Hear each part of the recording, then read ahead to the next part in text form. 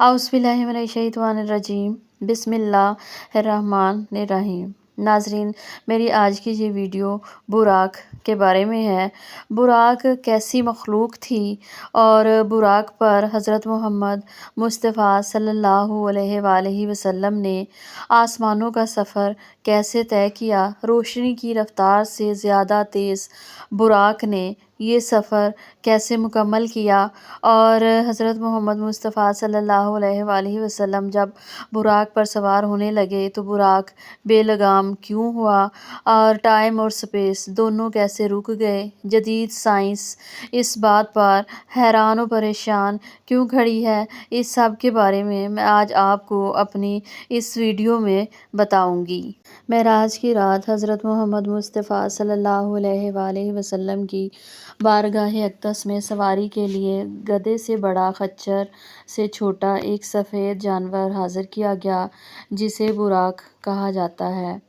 اس پر زین کسی ہوئی تھی، لگام پڑی ہوئی تھی، اور اس کی رفتار کا عالم یہ تھا کہ تا حد نگاہ جہاں ان کی نظر پہنچتی وہاں اپنا قدم رکھتا۔ بلندی پر چڑھتے ہوئے اس کے ہاتھ چھوٹے اور پاؤں لمبے ہو جاتے، اور نیچے اترتے ہوئے ہاتھ لمبے اور پاؤں چھوٹے ہو جاتے، جس کی وجہ سے دونوں صورتوں میں اس کی پیٹھ برابر رہتی اور سوار کو کسی قسم کی مشقت کا سامنا نہ ہوتا۔ سرور کائنات حضرت محمد مصطفیٰ صلی اللہ علیہ وآلہ وسلم نے جب اس پر سوار ہونے کا ارادہ فرمایا اور اس کے قریب تشریف لائے تو اس نے خوشی سے پھولے نہ سمائے اور اچھل کود شروع کر دی۔ یہ دیکھ کر حضرت جبرائیل علیہ السلام اپنا ہاتھ اس کی گردن کے بالوں کی جگہ پر رکھا اور فرمایا، اے براق، تجھے حیا نہیں آتی کہ حضرت محمد صلی اللہ علیہ وآلہ وسلم، خدا ذوالجلال کی قسم،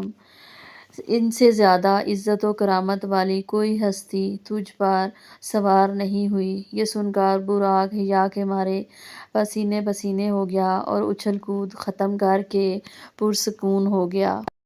جس طرح نبی پاک صلی اللہ علیہ وآلہ وسلم براق پر سوار ہو کر مسجد اقصیٰ جا پہنچے، اگر اسی رفتار سے اگر کوئی شخص گزرے تو اسے گزرنے والی چیزیں صحیح طریقے سے نظر نہیں آتی اور وہ ان کو صحیح طریقے سے دیکھ نہیں سکتا اور نہ ہی پھر یاد رکھ سکتا ہے۔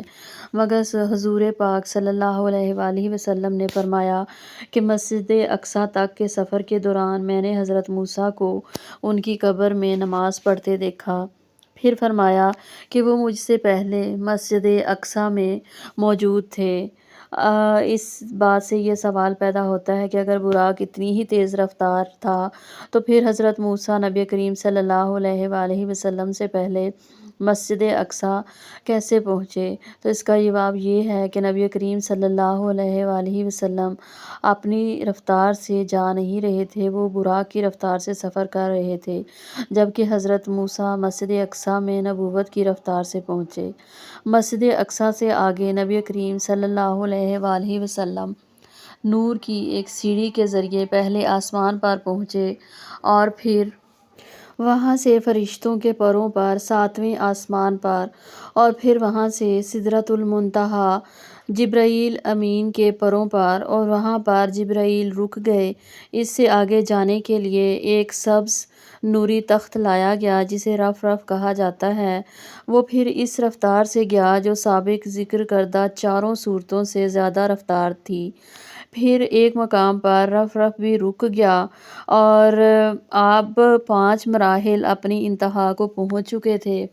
یہ حضور صلی اللہ علیہ وآلہ وسلم کی ذاتی رفتار نہیں تھی، ذاتی رفتار اس کے بعد شروع ہونے والی تھی۔ وہاں پر حضور صلی اللہ علیہ وآلہ وسلم کو آواز آئی، پیارے رک کیوں گئے ہو، آگے آؤ۔ حضور صلی اللہ علیہ وآلہ وسلم نے ایک قدم اٹھایا۔ اب فاصلہ کتنا طے ہوا، ایک قدم کا ذرا اندازہ کیجیے۔ مسجد حرام سے لے کر مسجد اقصیٰ تک براق نے جتنا فاصلہ طے کیا، مسجد اقصیٰ سے لے کر پہلے آسمان تک نور کی سیڑھی نے جتنا فاصلہ طے کیا، اور پھر پہلے آسمان سے ساتویں آسمان تک، اور پھر وہاں سے سدرۃ المنتہا تک حضرت جبرائیل امین اور فرشتوں نے جتنا فاصلہ طے کیا، اور پھر اس کے بعد سبز نوری تخت رف رف یہاں تک گیا۔ ٹوٹل ان 5 مراحل میں جتنا فاصلہ طے ہوا، حضور صلی اللہ علیہ وآلہ وسلم کے ایک قدم اٹھنے سے اتنے فاصلے طے ہو گئے۔ اب یہ رفتار تھی حضور صلی اللہ علیہ وآلہ وسلم کی۔ پھر ہر قدم میں اتنا فاصلہ طے ہوا جتنا پچھلے قدموں سمیت فاصلہ طے ہو چکا تھا۔ مشہور سائنسدان آئنسٹائن نے اپنے علم سے پوری دنیا کو حیران کیا ہے۔ تو اسی کے مطابق دنیا میں سب سے زیادہ تیز رفتار روشنی کی رفتار ہے۔ اگر انسان اس کو خلا میں 7 چکر کاٹ سکتی ہے۔ برق کی جمع براق ہے۔ جب روشنی کی اتنی زیادہ سپیڈ ہے تو براق کی سپیڈ تو روشنی کی سپیڈ سے کئی ہزار گنا زیادہ ہوگی۔ جب اللہ تعالیٰ نے نبی کریم صلی اللہ علیہ وآلہ وسلم کو معراج پر بلایا تو یہ سب اتنی رفتار سے ہوا کہ جیسے دنیا ہی تھم گئی ہو، کیونکہ جب آپ صلی اللہ علیہ وآلہ وسلم واپس تشریف لائے تو حضور اکرم صلی اللہ علیہ وآلہ وسلم کا بستر تک ٹھنڈا نہ ہوا تھا۔